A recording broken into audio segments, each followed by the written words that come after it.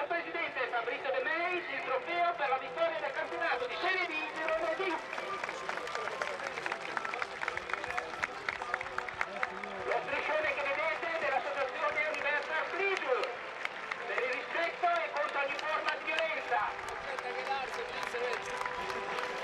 Il presidente Irene Benedetti consegna la Coppa Fair Play al capitano Adriano Chiusi, esempio per i giovani calciatori.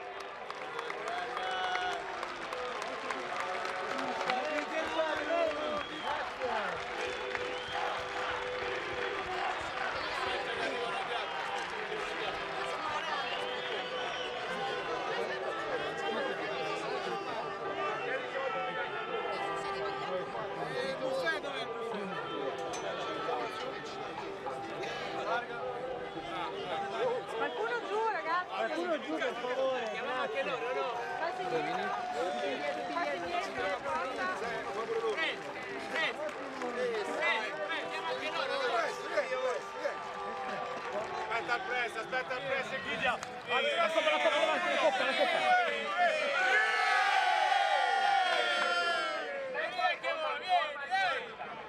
Dai, basta. Buffet dov'è il buffet?